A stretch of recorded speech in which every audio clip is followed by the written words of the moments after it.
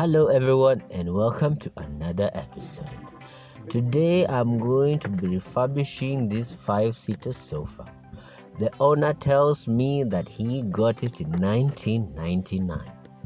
Imagine, the rats had made a home in this sofa. I reinforced the frame, I changed the foam, I changed the webbing, and of course I changed the fabric, added new cushions, and it was good as new. Have a look.